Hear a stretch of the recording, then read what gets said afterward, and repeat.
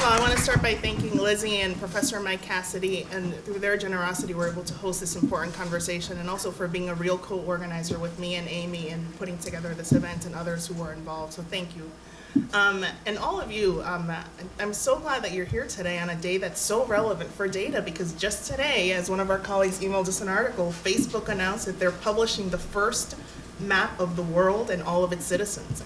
You know, the data related to 2 billion people in this artificial intelligence map that's really going to take cartography to the next direction into the future. And think about the relevance of what that actually means. It means that urban planners, if this actually works, are going to have unprecedented detailed data that's going to lead to real new understandings of urban density. It's going to mean that healthcare workers are going to be able to track trends with an unbelievable degree of specificity and make great decisions. And it's supposed to mean that when there's a disaster, there's going to be an entirely new wealth of data that's going to help for preparedness, mitigation, really dealing with a lot of the things that impact a citizen at the most difficult moments. And that's why I'm so pleased that not only Boston College has partnered and really encouraged this conversation, but that we were able to bring 4 incredible data-driven leaders from every sector that we could think of to really flesh out what that conversation means here in the Commonwealth and also with the national eye. So I will begin by introducing the people that you're really here to listen to, not me. And that's with Jennifer Sullivan, to my right, who serves as Assistant Secretary for Capital Finance at the Commonwealth of Massachusetts in the Executive Office for Administration and Finance, where she is in charge of debt policy, public infrastructure development, and directs the Commonwealth's role in debt issuance. And prior to that was a highly decorated attorney, a brilliant attorney who I was proud to learn from many years ago as my supervisor. Next to Jennifer is Anthony Clint. He is a fellow and director of public affairs at the Lincoln Institute of Land Policy, a highly regarded and published author. Anthony spent 30 years at the Boston Globe in journalism, really writing about critical issues, and also served as an advisor in the past on smart growth to the leadership of the Commonwealth of Massachusetts. To my left, we are very lucky to have Dan Coe, who serves as Chief of Staff to Mayor Marty Walsh, and has absolutely nothing to do, only basically advising the mayor on absolutely every key issue and helping him to manage and execute the city's vision for 18,000 employees, is it? Yep. Yeah. And prior to that, Dan was just basically the Chief of Staff to Ariana Huffington at the Huffington Post, managing a huge worldwide media operations. And to our far right, we have somebody who I'm so excited and have heard so many times is an amazing speaker, Holly St. Clair. She is Director of Enterprise Data Management for Mass IT, basically the Commonwealth's Chief Data Officer. And prior to that was Director of Data Services at the Boston Regional Metropolitan Area Planning Council, overseeing the agency's activities in the fields of data management, data analysis, research, and public access to data. So I'm sure they will tell you a little bit more about their backgrounds when we begin this conversation. And I'm going to pose the first question to Secretary Sullivan. Assistant Secretary Sullivan, sorry. You promoted me, right? Basically, you're charged with thinking about how the Commonwealth spends money on the infrastructure, the roads that we drive on, schools, everything around us. Tell us a little bit about how data plays into that decision, understanding that Governor Baker is such a data-driven leader. Well, first I want to thank you for inviting me here today and having me part of this great panel. Some amazing folks here I've had the opportunity to work with in my job so far in state government, and others that I look forward to working with in the future, so this is great. And it's really exciting to be able to talk about data-driven policy making, because to me, being data-driven is just using information to make better decisions. And what information we use and what's relevant depends on your lens. I work in the secretariat that's responsible for the administration and the state budget. So a lot of the data we look at is dollars and cents, but that's not all. We need to think about how we measure what we do and really think about outcomes that we want to drive. As my boss, the secretary, says, your policy is really what drives your decisions. It's not all dollars and cents and cutting here and snipping there. So we think a lot about this. You're right that the governor came in with a directive to all of his leaders that he wanted to make decisions better, think smarter, about what we're doing, particularly in a world of constrained resources. We want to make sure that we're giving folks the best return on investment that they can in terms of capital decisions and operating, but keeping in mind that dollars and cents are not the only metric that we focus on. So we're also looking at customers served, time to service, number of roads, bridges, lane miles fixed, and in some cases, it's about lives. It's about lives saved, about quality of life, and so we need to think about all of those things. So when we think about data-driven policymaking, it's what do we need to know to make our decisions better so that we can get where we're going, and how we know when we've gotten there or how far we have yet to achieve. Great. And on that note, I want to pose my next question to Holly, because Holly, I mean, you're the arm of the Commonwealth that's charged with a really critical role of saying, you know, what is a data-driven story that we're going to tell citizens? You know, how are we going to communicate the Commonwealth's priorities, whether it's the strong fiscal health of the state or what we're spending on bricks and mortar projects or public safety? Tell us a little bit about your role and how you do that. Sure. So I'm new to my role. I have 8 more days to complete my first 100 days in this position, so getting close. So my answers today are really a combination of my various experiences I've had over the past 17 and a half years in helping municipalities and government think about how to use data and communicating to citizens. And so what I'm going to share today are more my personal opinions and not necessarily represent the Baker and Polito administration's policies. So at the data office, which is about 2.5 months old, our goal, our mission is to create a data-driven ecosystem at the Commonwealth to deliver more effective policies and more efficient and high-quality services to our constituents. And we're going to do that through 4 program areas. The first one is through advanced analytics. You know, Boston's a great leader in this. We hope to be one as well. And there are already bright spots in government that we don't necessarily tout our own success about. There are already great data shops that do great advanced analytics, and we hope to not only do descriptive, historic statistical work, but also look at machine learning and predictive methods to look forward. And in order to do this, we have to have the second program area, which is the data, right? It's hard, as many public agencies are evolving with technology. We're faced with the fact that many of our databases don't talk to each other in the public sector, and so working on data management, data interoperability, and thinking about how to get our data sets and databases to talk to each other is really critical. And we're interested especially in the areas that focus between secretariats and different agencies, because that's really where we're going to find the undiscovered truths when we've never combined the different perspectives and data sets before like we can now. The third program area is not just about sharing data ourselves with each other, but it's also sharing that data with the public. It's open data.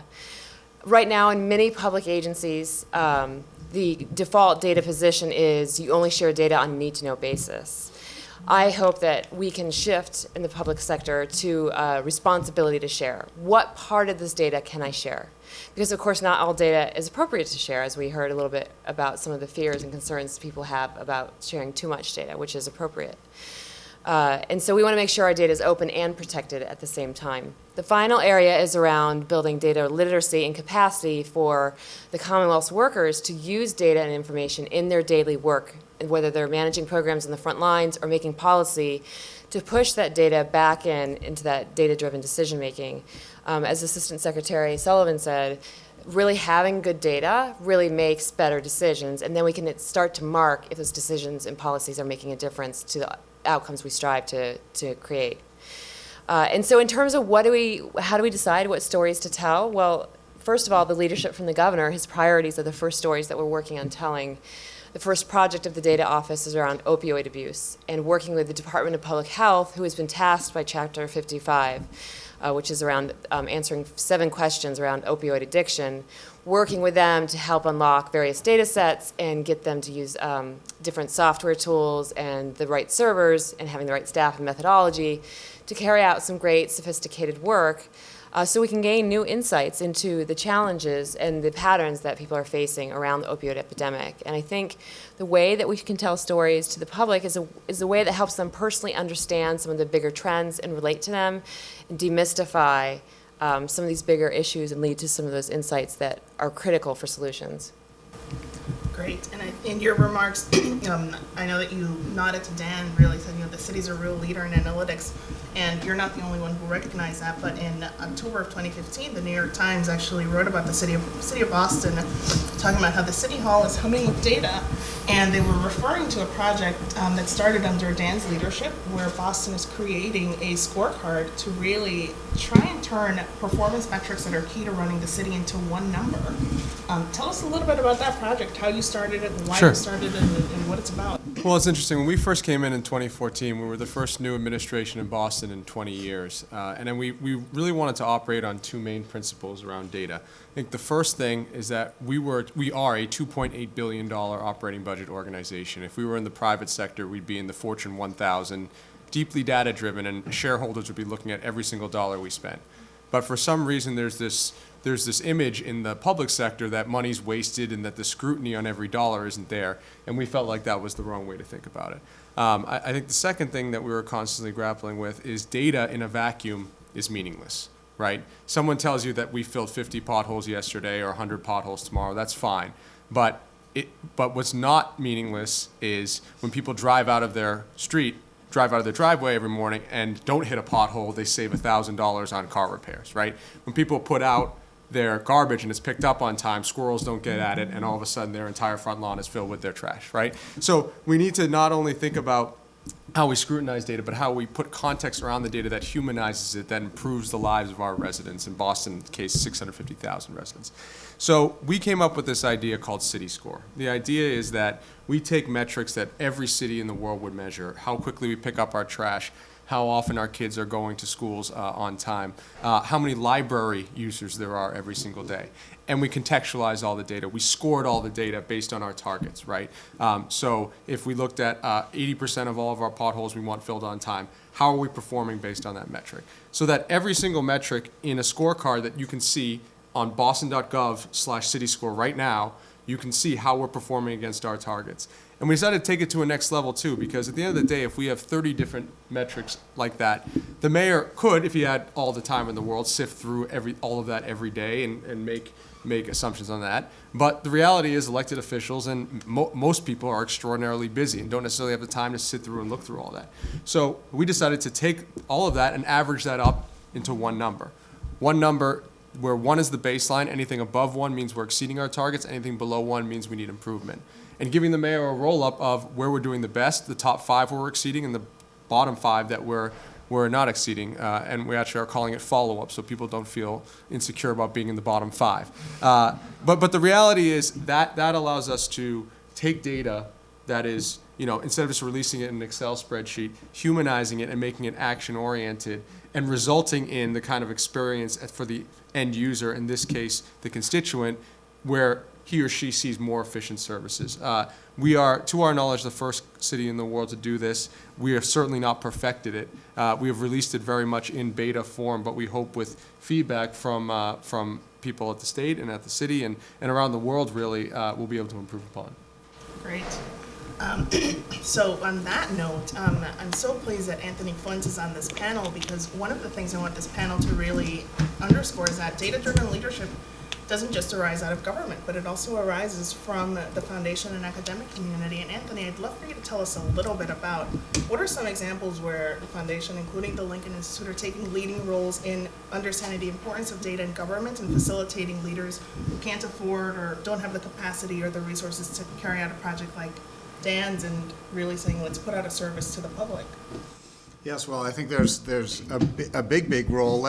First, let me say I wanted to have on my phone the ability to look at some of the databases that we've put together online, but I had accidentally uninstalled Google Chrome on my phone, so I went to reinstall Google Chrome, and it instantly recognized me as a Gmail user and led me through a process where I was informed about how my web and app activity would be tracked, and that my location history as well would be turned into a private map of where I go and whatever I do with my signed-in devices.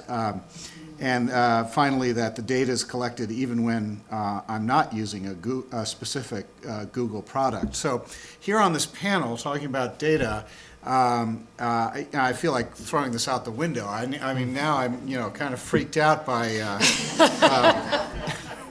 the way that data can be used. But our databases at the Lincoln Institute, just as one example of how Private Operating Foundation has sort of stepped into this role of providing data, which we view as a public good, and that's something that we should make available to scholars and researchers, policymakers, practitioners, and journalists, and interested citizens. It began with in a big way, in the biggest way, with something we call significant features of the property tax.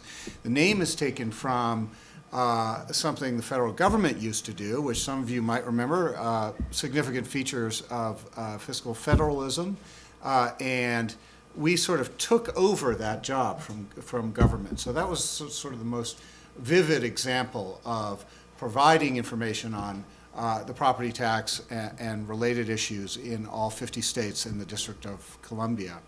We have another database that's land and property values in the U.S., and another fiscally standardized cities, which currently has 112 municipal budgets, essentially, that allows a apples-to-apples comparison across this universe of city finances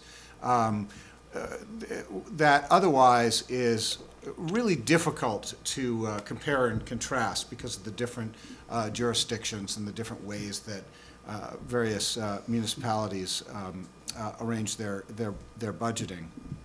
And then finally, we also have something called the Atlas of Urban Expansion, which is up to over 3,000 cities showing how they have grown over time, and focusing in on what is currently 120 cities is about to be 200 representative cities, and showing their growth over from 1990 to 2000, 2000 to 2010, and we're going to keep improving on that going forward. So this, we hope, will provide a kind of urban observatory for cities worldwide to help policymakers figure out what planning needs to be done, for example, at the periphery of some of these fast-growing cities, especially in the developing world.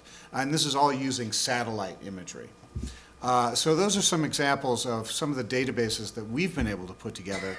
There are many other foundations and think tanks that are in this business as well. Great. So I'm going to pose this question to Holly and Dan and Jen. So with all of this incredible data-rich policymaking and the resources you have access to, is this really replacing the neighborhood visit? You know, the actual person-to-person contact, the getting to know the needs of the constituent in a very sort of high-touch way, and what does that really mean for the way government is interacting with people that it's serving? I'm the city guy, I guess, so I'll answer that first. I think the answer is absolutely not. From the mayor's perspective, I think being out in the community and handshaking and cutting the ribbons and doing all the things in the community is the most important part of his job in this case, that will never be replaced. I think, though, I think there's kind of a misconception that it's an either or.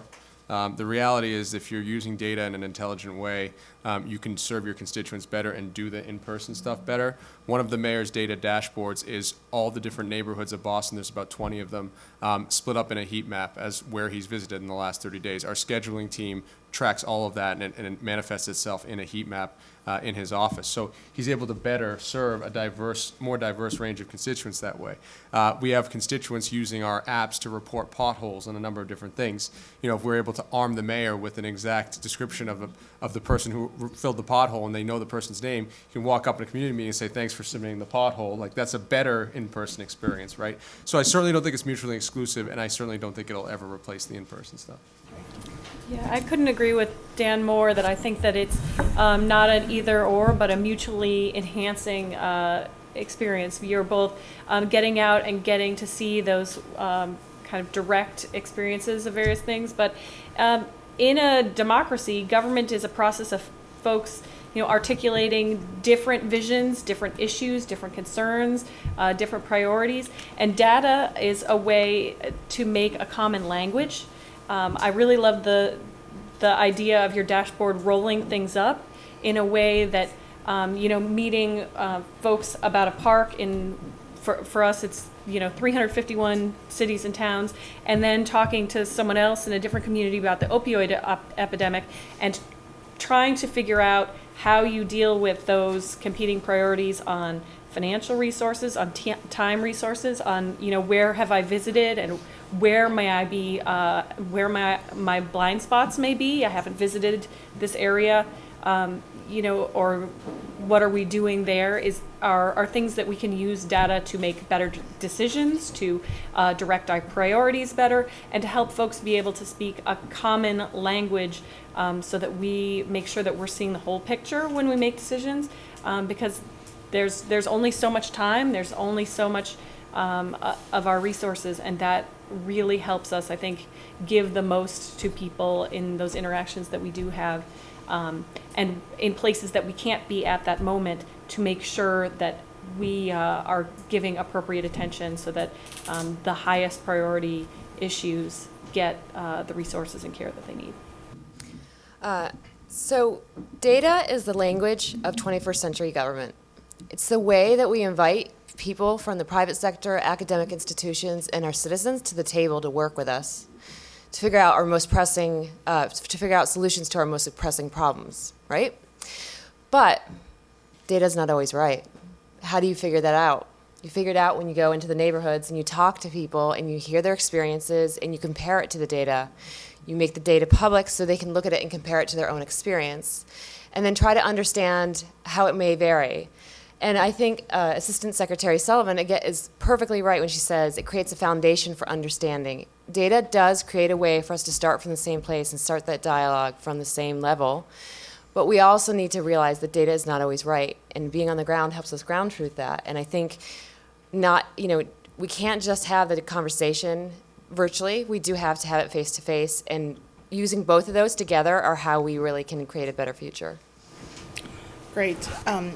Now, Anthony, tell us a little bit about sort of the evolution of data-driven leadership being at the forefront of 21st century government, as Holly pointed out. What does that mean for the journalist community? Well, it's really interesting to see that in newsrooms around the country, this is really becoming a big focus. There's a terrific data team at the New York Times, at the Washington Post, and they're all focused on getting and analyzing and then packaging data. And that last pivot is so important because it's really sort of serving this wonderful new role in newspapers and the media generally. That's an industry that has been struggling of late, and so I think actually it's being looked at as a great new frontier to really interest readers and certainly younger readers. And so the gambit is to take this information and really package it in compelling ways. And so there's a lot of firepower at various newsrooms. Interestingly, the Washington Post just hired the database analyst, a terrific guy who's doing all this kind of stuff for the Urban Institute, the think tank in Washington, D.C. And so the newspaper hired away the person at the think tank to come and work and do the infographics work at the Washington Post. The Post is doing some great stuff in this area. They're about to unveil, for example, a zip code level database showing trends in property values. And again, the analysis and the packaging of this data that we now have available is really the key. The key to a success, making this a successful and truly educational experience. I suppose there's a danger that it won't be analyzed properly, but that's certainly something the newspapers are trying to avoid, is my sense. Great. And I want to pose this question to Jennifer. We heard Dan tell a great story about the potholes and an example that a citizen can really tell, this is, this policy, data's working for me and the way the city treats me as a citizen and thinks about my community. Tell us about what that means at the state level, specifically in your role. How do you know that data-driven policy is working around making the appropriate investments in the Commonwealth? Well, as Holly pointed out, state government is a very, very large organization. And we have some pockets of real excellence in looking at data and helping us deliver better services. And, there have been initiatives in a lot of areas that I think, have been publicized. In my particular role, and I'm the longtime state employee because I've been here for almost a year with this administration, and a satisfied customer of Holly's already in her first 100 days. So I can tell you that she's been very impactful. But I've tried to bring it really from when I first started in this job and came to it from private law practice because I was really excited about working for this governor and this administration. And I know how focused he's been on improving your process, thinking about your strategy, how do you get there, how do you measure your achievements towards that goal, and bringing in the support that we need to make those good decisions, be it folks in-house like Holly, bringing in outside consultants, stealing great ideas from people like Chief Coe, because if you have a good idea, we're ready to take it on. And I like the idea of having beta. We're doing things in beta, and things that work, we keep doing them. Things that we see in one agency that are working well, we try to get other agencies to join in. Things that we've tried and haven't been so successful, we try to devote some resources to retooling. So we have metrics on everything we do, from how long does it take when something comes to my desk to sending it on to the next person? How many touches does it take? Can we eliminate some of those touches? All of that is really small data, right? It's just like, how many times did I do this? How long? How many people did I have to talk to? Could I eliminate some of that to make it faster, to reduce the administrative burden on folks, to get citizens the answers they need? And in a larger sense, in planning for the budget, it's talking with agencies about their priorities, how they fit in with our priorities, how we measure their achievements, both in cost, but also in benefits and in risks, so that we think of the whole picture, and particularly in capital planning, not just the costs today, but what are the life cycle costs. Thinking about our investments in things like economic development initiatives that may have a payoff in jobs that come in over time. Other sorts of infrastructure investments that impact other areas in state government, so that there's a cost up front, but it helps other agencies do their work more effectively, more efficiently, and really eliminating silos, because there are centers of excellence already. We find people all the time that have data that's so incredibly potent, but there's not a really structured way to export that to another agency that may be grappling with a very similar kind of side-by-side geographically or overlapping population.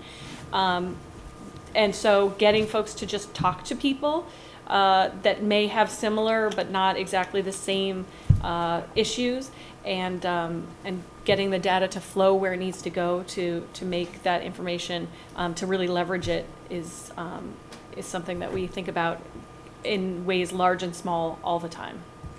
Lourdes, can I add something to that? Oh, absolutely. It's sort of agreeing with Assistant Secretary Sullivan and adding an "and," which is, how many of you this week used a trip planner, Google, to figure out how to get here, or use public transportation, or where's my bus? So the rest of you drive. You didn't use any trip planner this week. All the people who raised their hand, you used state data to make a personal decision in your life, and some of us do that daily, that is a sign of success for us, right? When we can provide data and infrastructure for you to make personal decisions that improves your daily life. That is one of the best markers of if we're being successful, especially particularly from the point of view for data. So if we're helping people find a better licensed daycare center, if we're helping them find better services, that's a measure of success. And I think we have to figure out how to measure that better, but it's just encouraging to see that we can create something that really does affect people daily. Great. And I'm so glad that you jumped in, because my next question was for you. In the interest of Jen's comment of the importance of surfacing good ideas, I'd love for you to tell us a little bit about the initiative Metro Boston Data Common. I mean, you were really a pioneer in advancing decision support in the really important realm of urban planning. So tell us a little bit about your work with that. Sure, and I'll talk a little bit more broadly, not just about the Metro Boston Data Common, but also just using decision support tools in making planning and policy decisions. So I think one of the challenges in this day and age is that we as citizens become hungry for data and information, rightly so. We want to be informed about the policies and the backup information that policymakers are using to make decisions about our lives and our neighborhoods. We also know that the world's complicated. Global warming, the economy, housing, and so on. And we do know that when communities work, it's when we've thought in a really deliberate, holistic way about multiple things at once, right? Just thinking about transportation alone doesn't work. Just thinking about housing alone doesn't work. We have to think about it together in a holistic, layered way. That's actually quite hard to do in a meeting at 6 o'clock and in a town hall from 6 to 8 while you're trying to talk to your neighbor or your other neighbor screaming at you. So we have very sophisticated asks of our citizens to be engaged with us, as we as citizens do of our government. So we need technology to help us think about and how to inform and layer those conversations, create frameworks, and pace the decisions that we're making so that we can all move together from one foundational step to another and figure out where we have differences and where we don't. And so decision support tools and technology can really help us understand multi-complex items at once. It can help us think about things beyond the 60 minutes I just spent in traffic up to 50 years ahead when we really need to be thinking about the environment or 100 years from now. It really helps us sort of think about things in different ways. And so I think technology is really important in that way. And one of the things that I've always found very powerful and was very influential in my life, I remember just out of grad school, I went to a meeting in the South End. And it was a little bit of a contentious meeting, which is also a sign of a healthy civic society. And so what happened is at one point someone pulled out a map and they put it up in front of the room, and everybody just stopped and they looked at the map, and they all wanted to learn. They sat forward in their seat, they wanted to interpret, they wanted to learn, they wanted their neighbor to tell them, well, what does that color mean? What do you think it means? That space, that learning space that data created, that foundational understanding that everybody wanted to stop and get level set on, is very powerful. So if we can combine technology and data as a way to make more fruitful dialogue and learning happen in these civic discussions, that's really a sweet spot that we need to strive for. And so I created the Metro Boston Data Common, which is still there, online regional data repository that has hundreds of data sets that we collected from primarily secondary data sources from other municipalities or state or federal agencies. Allows organizations to make their own data visualizations and so on. But there's other tools out there and other pioneers that are doing some great work. I just met an entrepreneur today who's done a 3D visualization tool where you can walk around and it will impose a proposed development in front of you, in that view. And that's fantastic because people don't necessarily understand what a density Florida area ratio would look like when you talk about it, or what does zoning mean? It's better to show pictures and help people understand. So I think that the more that we can strategically use technology and data to level set and create fruitful conversations and set a place of learning, I think that is the key to some of these dialogues in this day and age. Great. And Dan, I'd love for you to tell us a little bit, because I know the Scorecard Project was only one of a really innovative city. Tell us a little bit of highlight some of your other work. Yeah, no, it's there's a number of projects that particularly excite us. One of them is around how we're using private organizations and data sharing between private sector and the public sector to make traffic easier. We have a partnership with Waze, the app that was acquired by Google a few years ago, where they feed us traffic data from around the city. And one of the coolest parts about City Hall is the traffic management center, where you have these people who sit literally all day and have a real-time view of by video camera of every major intersection in the city. And what they're doing is they're playing with the lights to synchronize them at maximum efficiency for the cars, depending on the time of day. Well, the reality is, up until last year, they were using only cameras and sight and experience to time those lights. We built a dashboard right in the middle of the array of cameras that fed them real-time Waze data. So that gave them historical data, gave them current data, and allowed them to synchronize the lights at greater efficiency. Sounds minor, but in reality, quite major. We, in the seaport right now, which is growing like crazy, the traffic is a nightmare. We use an intersection as a beta for that using Waze data, and it improved traffic by 18%. That's not a small number when you want to get home at the end of the day. And you can imagine a scenario where that's the proof of concept of literally computer synchronized lights based on Waze data that's fed in real time to really achieve maximum efficiency for traffic. And then secondly, I think one of the things we're trying to do is how do we get as human an interaction as possible, though using data. And so with our 311 app, for example, when you report a pothole, not only do you get a photo of the closed pothole when it's filled, but you also get a photo of the team that filled it, right? So it allows you to feel like, these are the people who are behind the app, who are actually doing the work. And you can I think you can send them a note or something like that. So you just kind of feel like that this is a community. This is not just like send into a black box and get out an output. But we think these kind of things are making people's experiences in Boston better, and also just humanizing the overall experience of technology in this era in a very, very healthy way. Right, and I'd love for Anthony to comment a little bit on, do you think sort of the journalist community is seeing both sides of this dynamic, that even though we're moving towards a more data-driven culture, there's still a very human element tied to this story? Yeah, although it's getting harder and harder. I think there's kind of a Silicon Valley feel to these parts of the newsroom that are looking, at putting together these databases, and they're in front of a computer all day. So I think there's a little bit of a dialogue in journalism about looking at all this data and doing that and being in front of a computer all day versus going out and knocking on doors in that, which sounds very old-fashioned, I guess, by contrast. But the technology is really driving this, and it just keeps getting better and better, enabling, just with satellite imagery and the resolution that's possible, down to a square meter. And so it's such a treasure trove. I think it's irresistible for journalistic outlets to, really continue to put a lot of effort into that. Great. So I want to pause here because I think the most important part of this conversation are your questions. So let's turn to that and see what's on your mind after hearing these great leaders.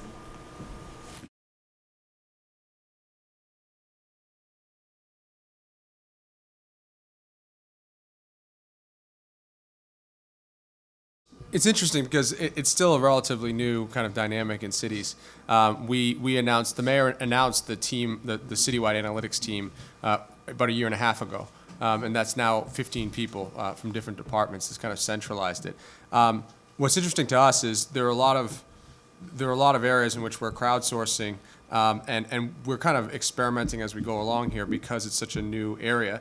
Another example that I guess could be defined as crowdsourced is we're doing a experiment right now using sewage data to track opioid use.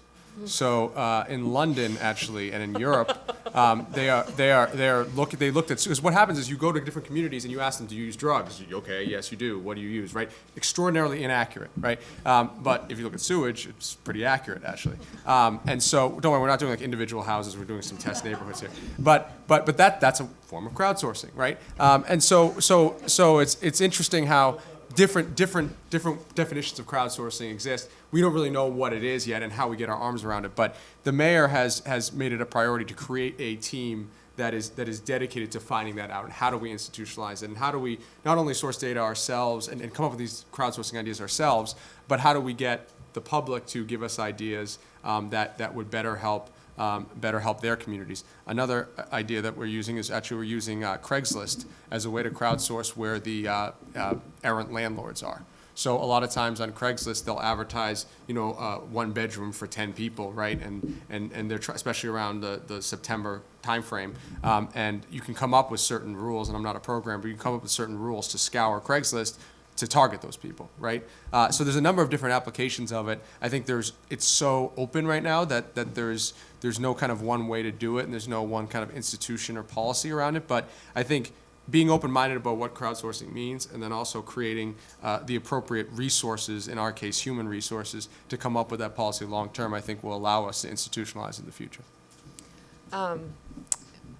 One thing that I'm really curious about, and it's sort of a thought exercise for me, is the idea of the blue button and the green button that the feds have put out. Do you guys know what that is? So, and there might be people in the room that can explain this better than I, but the VA hospitals put out the blue button so that when a former person that had been in service goes to get their records, they can go to the website and they can sign on for their medical records, and they can hit a blue button, and it gives them access to the records and also gives permission for the records to be shared with the appropriate people that they want to share it with.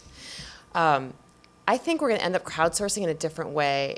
The fact that we just heard about the challenges with privacy and concern, and how each of us might have different levels of concern about our privacy, and who really knows already everything about us or who doesn't. I think it'd be really interesting to start thinking about the opt-in button to share your data with the government about yourself. For example, there's been some challenges in different public sector agencies in general about sharing homeless data, because some of the terms have changed from HUD, and there's some confusion about how to implement it.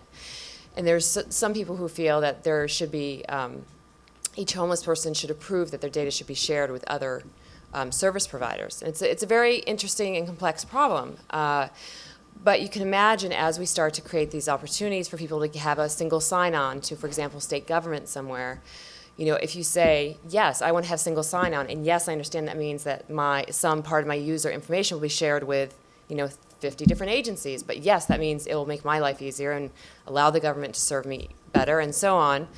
I could start to see how we might be crowdsourcing by approving that the data that the government already has to be used in different ways about us to further research agendas or certain types of service to ourselves. So I think it might come in a different way than we might think about it. Thanks. Other questions? We'll start here and then we'll work our way around the room.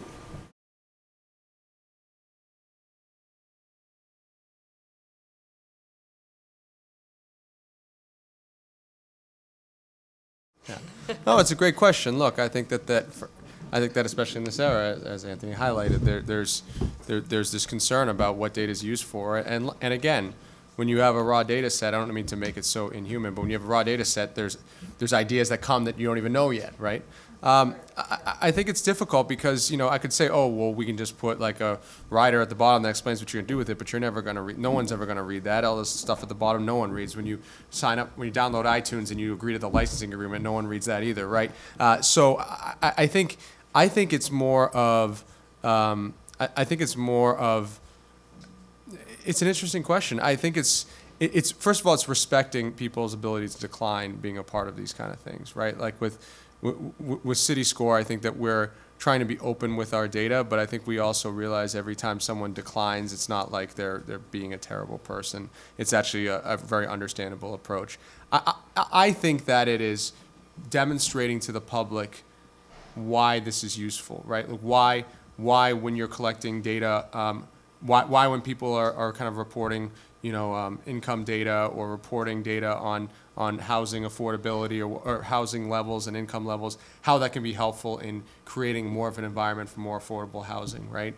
It's demonstrating to the public very openly how our data is helping us with City Score. The fact that we made that public was a very intentional decision on our part to show that when we have data, this is how we're using it, and this is how we're using it to improve the services you're seeing that are not as affected. So I don't think it's an easy answer. I honestly don't, because I don't think that I think putting a little, explaining it is via text on that document would be helpful, but I also don't think that when people are kind of scared of sharing their data, I don't think that, a long prose is really going to change the mind. I think it's really just kind of demonstrating the value of it, and that somebody who may be less comfortable can kind of understand really a form of public service, of kind of opting into allowing us to have greater insights into what Bostonians are feeling and how that can help the larger group. But it's a great question. It's one that I don't think that in this forum I can give a good enough answer at this time.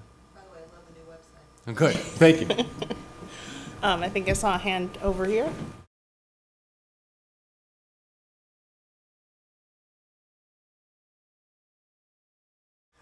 For the city, absolutely. To the point of the website, our new website. Don't go to boston.gov because it's old. We're in the process of piloting a brand new website for City of Boston, and one of the things that we're talking about as part of it is their ability to create some kind of profile where you can give some of your information, completely opt in, right? But you can imagine if you live in Jamaica Plain, you can say, I live in Jamaica Plain, here's my address, and they can say, all right, your tax bill is going to be this. Here's where you go to get certain city services. Here's you get an alert every time that the snowplow goes by. All of those different things that can enhance your experience, but also getting more information about you can help us better serve you, right? So we don't want to recreate Facebook by any means, but certainly you can imagine an environment where you derive a lot of benefit from giving a little bit of your information and simplifying your experience in terms of your interaction with the city, and that we get a lot of insights from that too. I think the key for us is to be able to demonstrate, kind of back to the other question, demonstrate the value of giving that data so that it's not just you seeming like you're just giving it up and not receiving anything in return. So at the state, of course, it's come up, especially in light of the tragedies involving Department of Children's and Families. If we had only had databases from education and doctors and prescriptions and corrections and all sorts of different departments to have a better insight into some of these situations these children and families are put into, we might have been able to, as a collective society, acted differently, right? So, of course, the idea, I think, has been sort of thought about and come up, but I think there's a lot of challenges, both ethical and technical, to it. So there's no specific plans that I know of, but I definitely know it's a question that has been arising, and I think there's just so many. It's a thorny issue, and I think it's a tough nut to crack. We need to think carefully about it before we go there. So I don't think there's any particular plans yet.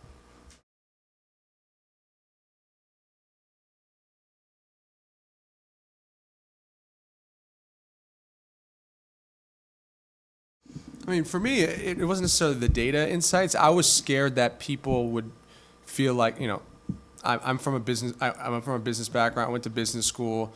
I'm a young guy. I mean, the classic stereotype going into politics would be what I'm doing, right? Like measuring everyone and bringing in a private sector approach to public sector. So, going in and wanting to prove to people that I wasn't that kind of guy, and then instituting a data-driven thing where we're measuring you for every day is probably not the best way to go about it, right? So I was very conscious of that, but I think the reality is I almost sold the employees of Boston short by assuming that. There were so many people who were just so excited to be a part of a data-driven organization. We had a secretary in Veteran Services where we asked her to report to us how many calls they were getting from veterans every day. And she was so excited by this that she was rallying everyone to beat the score from the day before, right? And so I totally underestimated the kind of excitement it would bring. I totally overestimated how upset people would be to be accountable, quite frankly. And it was a really pleasant surprise. In fact, one quick story, with the Waze data, we had a firefighter. This was not a leadership person. This was a rank and file firefighter who came up to us and said, this Waze data is awesome. We should look at how we use Waze data to optimize jurisdiction of firehouses throughout the city.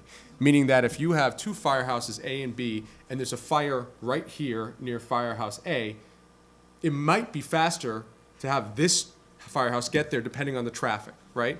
And we never thought of that before, right? And so that was the excitement for us, was seeing how much people were buying into this versus the kind of natural stereotype of everyone not wanting to take responsibility.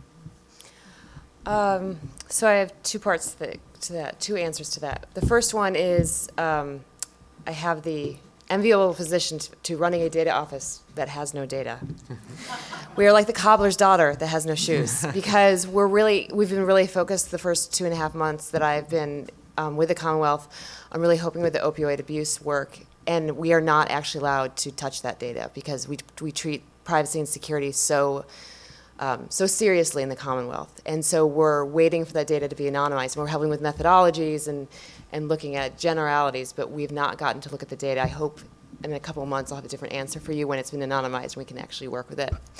But before I got to the state, I was working at the Metropolitan Area Planning Council. One of the last projects I worked on was looking at the Commonwealth Connect project and the 311 data that came out of it. And I think there is a stereotype that can be made, or some people have, that the communities that have higher reports through 311 systems probably tend to be richer, better educated, more well-to-do, and that communities who don't have as many financial resources and maybe not as high educational attainment levels don't participate as much. So we anticipated when we did some regression models around what was an indicator of a higher participation rate, working with Dan O'Brien at Northeastern University and the Boston Area Research Initiative. What we actually found is none of those predict it at all. And it's actually about how much the city government and the actual workers implement it themselves, how much they use it. That's the biggest predictor of success of how much citizens will be engaged through technology reporting, is how much the municipal officials use it. And that surprised me. I thought that was great because nothing else was a predictor. So. Great. I think we'll probably have time for 1 or 2 more questions. So I saw a hand up here, and Annie.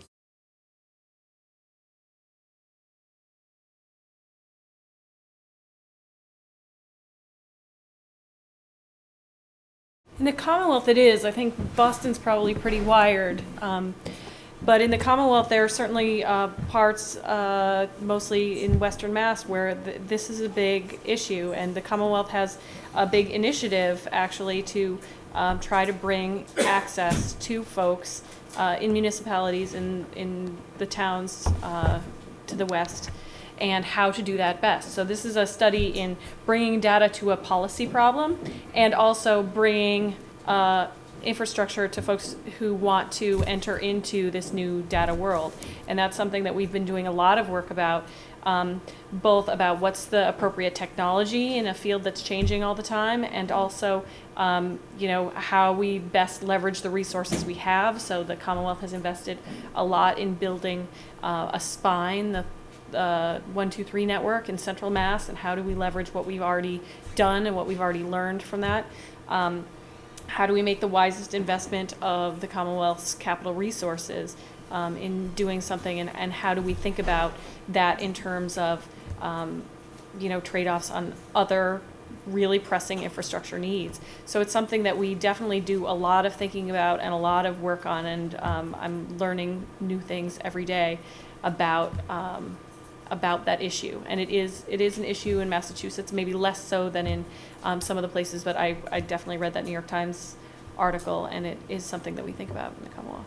In addition to the broadband initiative, there's also, we need to wire some of our schools still. So there's, the education, was it the Education Superhighway project? I think that's what it's called. Yep.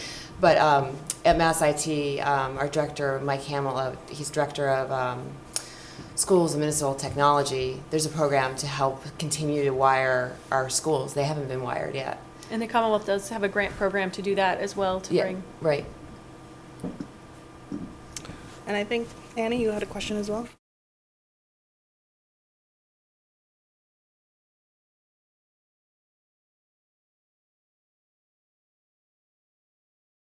Yeah, so you touch on I think one of the most challenging parts of constituent engagement, which is how do you ensure that you're hearing a representative sample of the public that's truly representative and not just the loudest. Mm-hmm. On the point of the digital divide, if you looked at Twitter all day long, you'd think that Marty Walsh's approval rating was -50, right? Like it's amazing, and I think some people look at Twitter and say, oh my goodness, and using that as an example for feedback, right?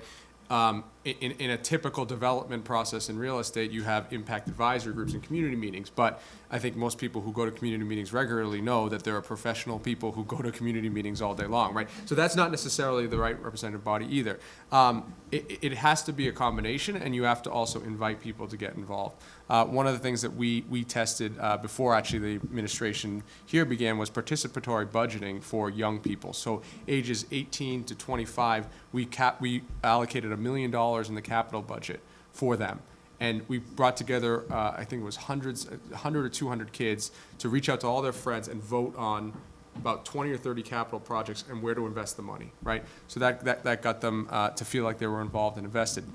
I think finally, back to the whole point of shaking a hand versus the data, we have an Office of Neighborhood Services in the city of Boston for each of the neighborhoods of Boston. So we have one person who represents each of those different areas for the mayor, and their jobs is to not only sit in community meetings, but to go door to door and to flyer door to door when there are issues that we want people's feedback on. Because at the end of the day, there's some people on Twitter who can get it, there's some people online who are engaged, but then there's some people that won't really talk to you unless they see you walking down the street, right? So it's not a solution, one of those pieces, but in combination, you feel like at least you're getting a more representative sample than just simply online or really via phone or what have you.